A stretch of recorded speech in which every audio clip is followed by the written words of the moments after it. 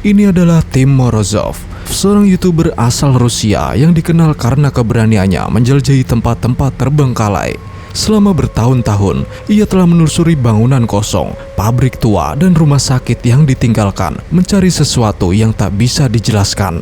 Namun pada kali ini, pencariannya membawa jauh ke dalam hutan Rusia, sebuah wilayah yang penuh dengan rumor gelap dan bisikan menakutkan.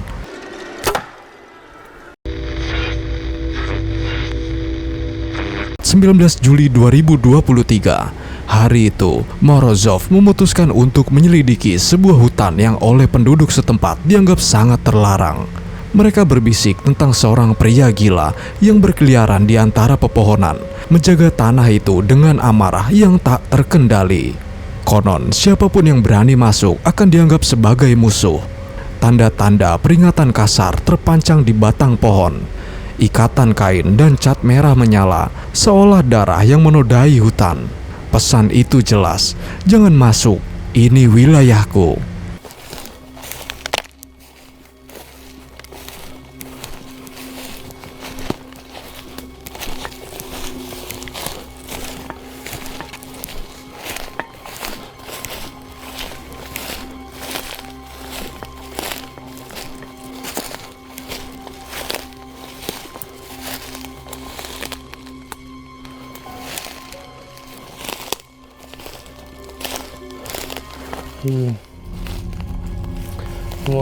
Semakin dalam ia melangkah, semakin berat atmosfer yang menyelimuti. Udara terasa dingin meski musim panas sedang berlangsung. Potongan pakaian berserakan di tanah, seperti sisa-sisa dari orang-orang yang pernah datang sebelumnya dan mungkin tak pernah kembali. Hutan itu seakan hidup, menatap balik dengan tatapan tak terlihat, membuat setiap langkah terasa diawasi. Namun, ia tetap maju. Ia menantang peringatan itu, mendirikan kemah tepat di jantung wilayah terlarang. Все это время я был на улице в темноте, ничего не слышал, все было тихо. Сейчас нахожусь возле этого дерева, я буду его называть магическим. Буду пробовать выходить на связь с духами при помощи диктофона и при помощи рации. Пожалуй, начнем. Dengan peralatan berburu arwahnya, Tim berharap bisa memanggil sesuatu, semacam roh, suara, atau tanda dari dunia lain. Namun kotak arwahnya tetap sunyi, tak ada bisikan, tak ada jawaban, hanya keheningan yang semakin menekan. Seolah hutan itu menahan nafas, menunggu sesuatu terjadi.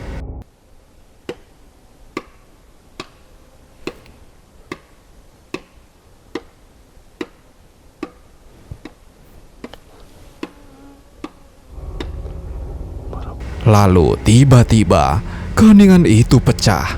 Dari dalam hutan terdengar dentuman keras. Kayu menghantam kayu berulang kali.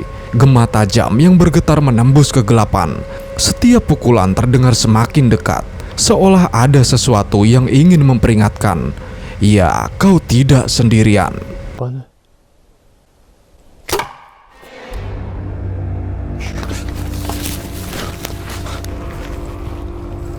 Dan kemudian sebuah anak panah melesat menembus gelap malam, menancap di batang pohon hanya beberapa meter darinya. Saat itu juga ia tersadar ini bukan lagi permainan. Apapun yang bersembunyi di balik hutan ini sungguh mematikan.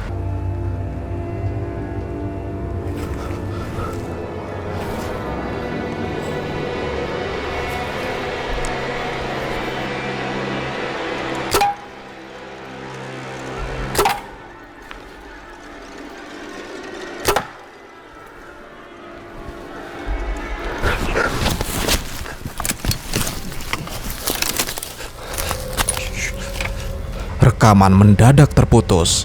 Ketika kembali, kita melihat Morozov berlari sekuat tenaga, menembus hutan dengan nafas terengah, berusaha melarikan diri dari sesuatu yang tidak ia ketahui. Langkahnya panik, jantungnya berdegup kencang, namun pelariannya terhenti ketika kakinya terkilir. Kesakitan, ia terpaksa mencari perlindungan, menyelinap di balik bayangan pepohonan.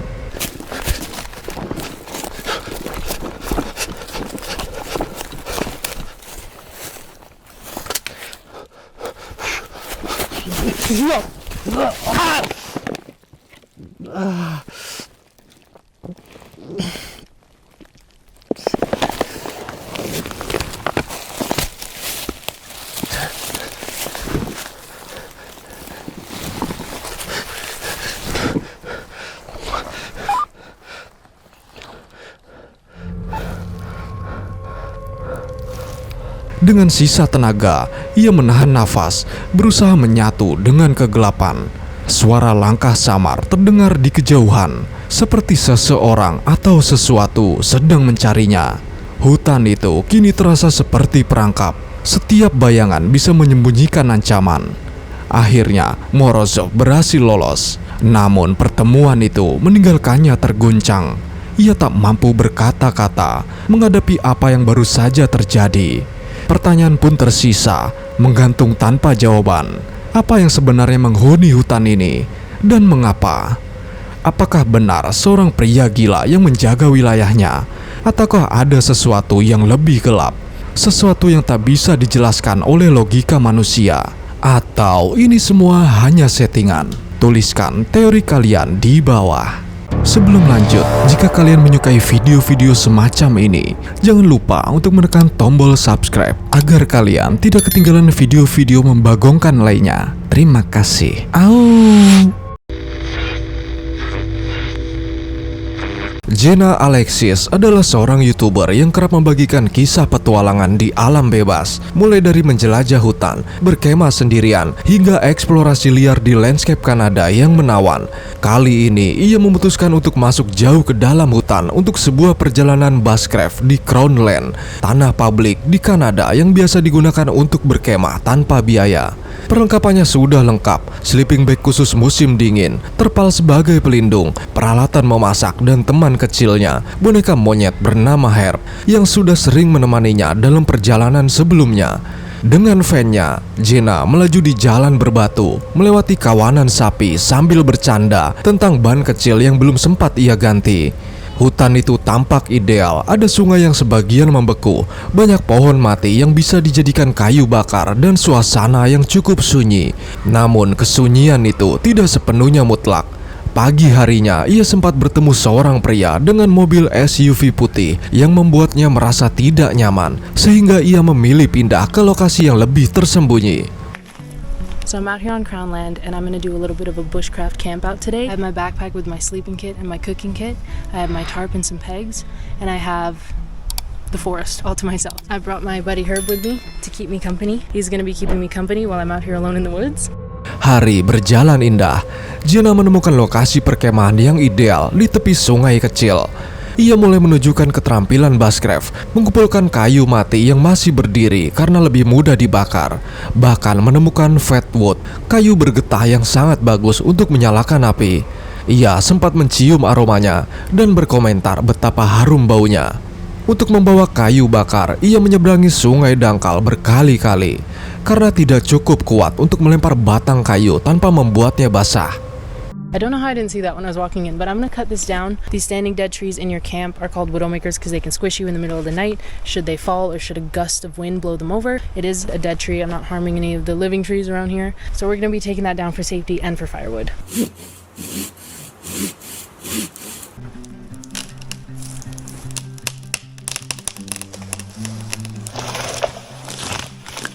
Falling trees can obviously be very dangerous, and for that reason I don't like to go against the laws of gravity, but there were some trees on the other side that were alive that I didn't want to hit and have the tree land on, and it worked. I'm learning things. Segalanya tampak sempurna. Jenna menggantung kantong makanan tahan beruang dengan benar, menjelaskan betapa pentingnya menjaga makanan tetap jauh dari beruang grizzly maupun beruang hitam.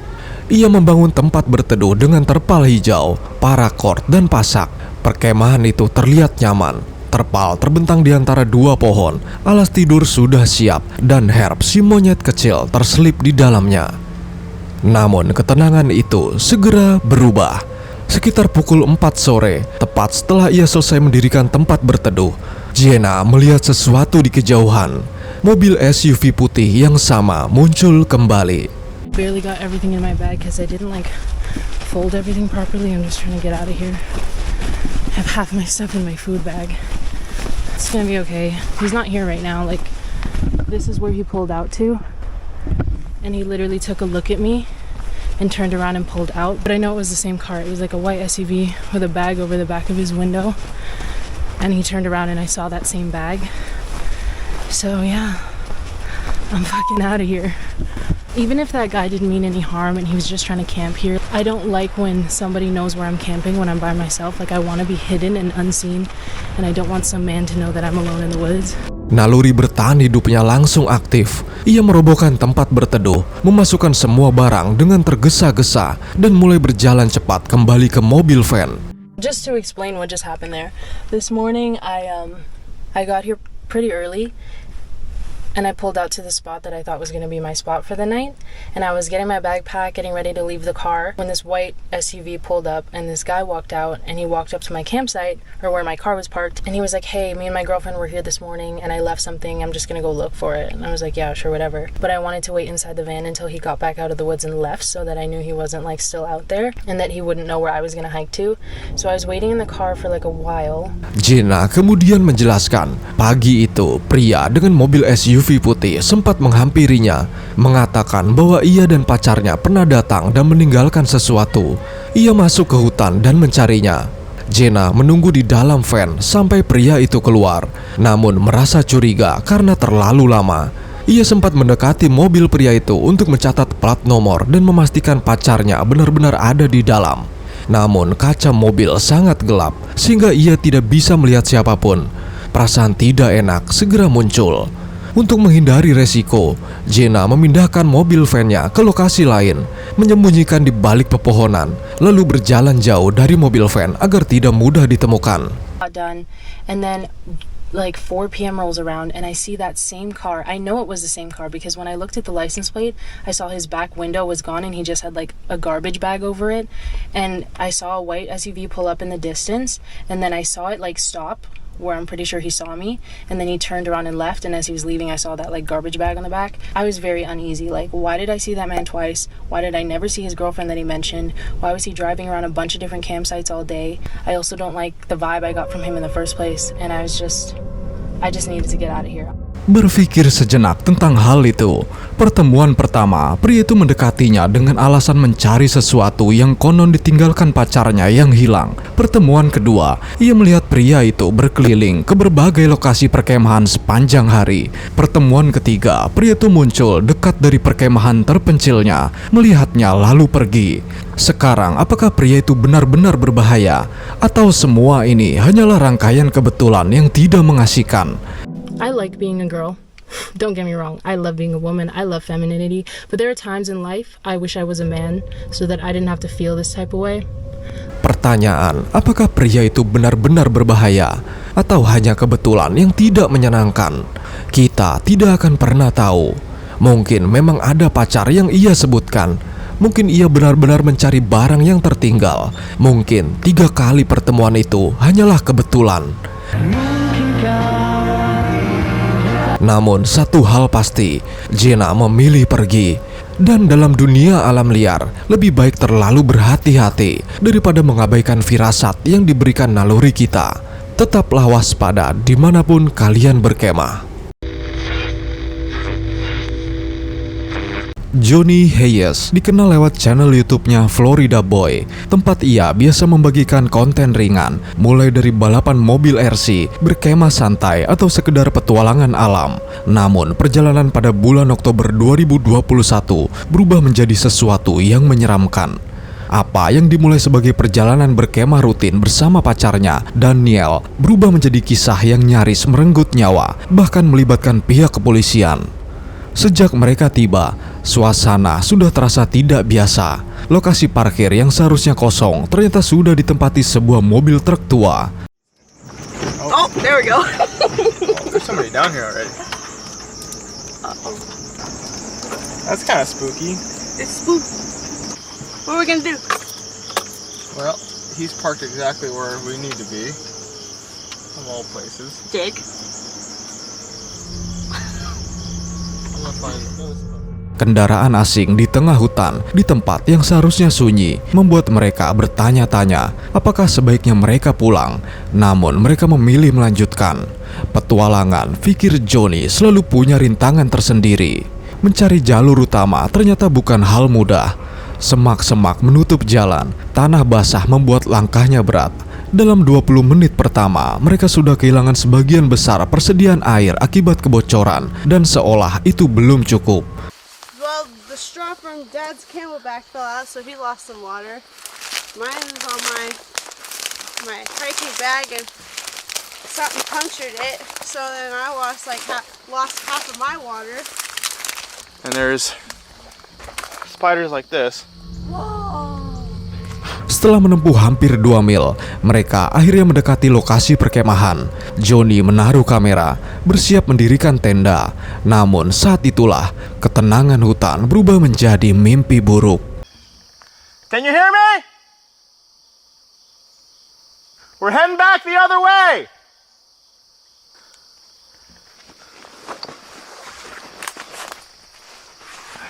Grab your bag.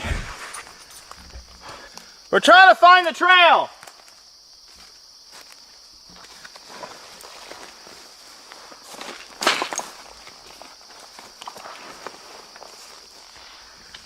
We're heading back the other direction. He's up over there. So we just got shot at. We were, and I just stopped recording, but there is somebody deep in the woods that direction. Shot what sounded like a 22. Hit a tree about 2 feet away from us. And we were finding a spot to set up. And we had just set our bags down. I set the camera down after I stopped recording, and a bullet, 22, whizzed right above our heads into the tree that we were standing next to. And so I yelled out to him, whoever it was, got no response. Yelled out several more times, got one response, no idea what he said. Tiba-tiba terdengar suara letusan. Peluru kaliber 22 menghantam pohon hanya 60 cm dari tempat mereka berdiri. Johnny baru saja menaruh tas dan kamera ketika suara itu memecah keheningan. Ini bukan tembakan acak dari pemburu di kejauhan. Peluru itu terlalu dekat, terlalu presisi. Johnny mulai berteriak, mencoba mengidentifikasi diri. Johnny mengenakan ransel oranye terang, warna universal dalam dunia berburu, yang berarti jangan tembak, aku manusia. Tidak ada pemburu berpengalaman yang akan salah mengira itu. Daniel mulai gemetar, suaranya bergetar saat menelpon polisi. My name's Danielle Hogan, but the person you'll be calling is Johnny Hayes. My boyfriend's wearing a black shirt and tan jeans, and I'm wearing a tan shirt and blue jeans right now. And then he has an orange backpack, and I've got a gray one. Bye. She's having people come out here. Like on foot or what? I don't know. Well, she said with us she's gonna have people come out here. We're just off of the trail, and whoever this was, they had to have known where we were the whole time. One of those shots landed right above our heads in the tree that we were standing by. And essentially, we're right here. The round hit about right here, but on my right side. Namun jawaban polisi justru membuat mereka semakin takut. Lokasi mereka terlalu jauh, bantuan tidak bisa segera datang. Mereka harus keluar sendiri, melewati hutan yang baru saja menjadi arena penembakan. Setiap langkah terasa seolah ada bidikan di punggung mereka. Saat akhirnya bertemu polisi, penjelasan yang diberikan agak gimana gitu ya. Do I? As far as like hunting season goes, There's a whole bunch of stuff that just opened up yesterday. Yeah. And this whole area, the whole trail area, Yeah.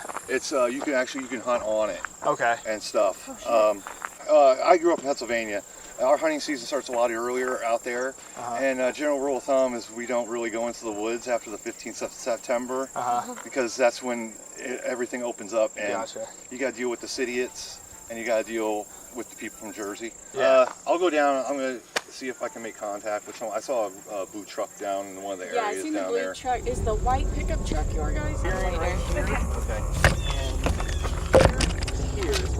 Musim berburu baru saja dibuka dan seluruh area jalur itu memang sah digunakan untuk berburu.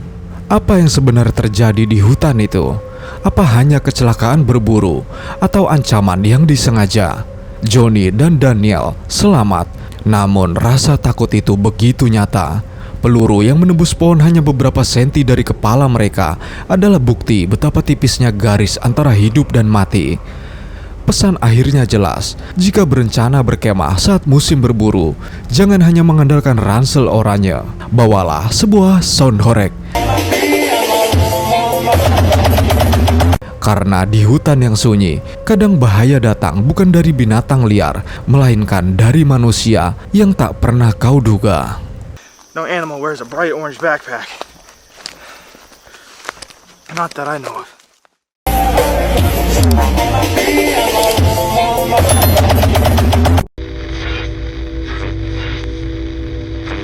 Joseph adalah seorang YouTuber dari West Virginia. Sejak kecil, ia selalu mengejar tangkapan sempurna, ikan besar yang bisa menjadi kebanggaan seumur hidup. Baginya, memancing bukan sekedar hobi, melainkan perjalanan panjang yang penuh cerita. Dari aliran sungai yang sunyi, kolam terpencil di hutan, hingga danau di pinggiran kota, Joseph selalu membawa semangat yang sama. Hari itu, ia dan sahabatnya, Rick, memutuskan mencoba Danau Krai. Perjalanan dimulai sederhana. Mereka mengangkut kano yang nyaris tak muat di antara dua mobil tua mereka, lalu meluncur ke air dengan harapan sebuah petualangan santai. Siang itu, hasil tangkapan jauh dari harapan. Bukannya ikan besar, mereka hanya mendapatkan ikan-ikan kecil yang oleh Joseph disebut dingster atau baskerdil yang tak pernah tumbuh besar di kolam yang terlalu padat. Rick hanya tertawa, sementara Joseph menghela nafas. Tapi ia tahu, petualangan sejati sering dimulai setelah matahari tenggelam. Menjelang malam, Rick pun pulang. Joseph tetap tinggal mendirikan tenda lipat Basnel barunya. Malam itu, ia berniat mencoba peruntungan memancing ikan lele. Angin malam berhembus pelan, suara jangkrik bersahutan, dan permukaan danau berkilau diterpa cahaya bulan. Semua terasa damai. Sampai pukul 2 dini hari, Joseph terbangun.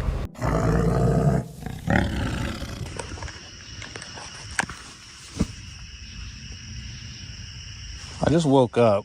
I heard something like a weird noise. What the hell is it?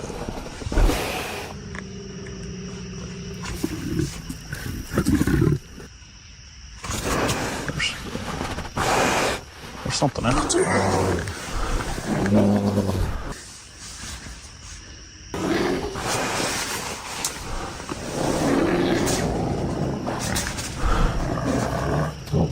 First.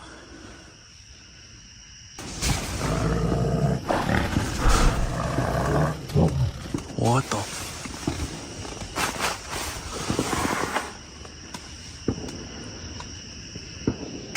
Yeah, that sounds like a bear, like for real.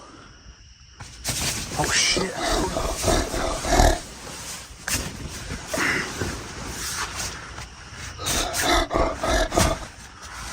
I think it stopped, man. It like pushed my whole tendon right here. I'm about to go look. I'm gonna wait a little bit. I thought I heard it kind of run away. I don't know how the fuck I'm gonna sleep now. Ketika akhirnya ia memberanikan diri membuka resleting tenda, beruang itu sudah tidak terlihat. Tapi rasa takut tetap menempel. Ia segera mengumpulkan kayu, menyalakan api unggun sebesar yang ia bisa. Nyala api menjilat langit malam, menjadi satu-satunya pertahanan antara dirinya dan kegelapan hutan. Kini pertanyaannya, apakah itu beruang yang sekedar penasaran dengan bau makanan dari perkemahan? Atau sesuatu yang lebih agresif mencari mangsa? Di West Virginia, beruang memang sering muncul. Mereka bisa berbahaya, terutama jika mulai mengaitkan manusia dengan makanan. Joseph mencoba tetap tenang. Ia menyiapkan perlindungan, menyalakan api, dan mulai mempertimbangkan untuk tidur di dalam mobil. Namun, rasa was-was tak kunjung hilang. Matanya terus menatap ke arah gelap di balik nyala api. Malam itu menjadi ujian keberanian. Video berakhir dengan Joseph yang masih bimbang, bertahan di tenda yang tipis atau pergi ke tempat yang lebih aman. Karena di wilayah beruang, kadang keputusan paling bijak bukanlah bertahan, melainkan mengakui bahwa manusia bisa kalah oleh alam.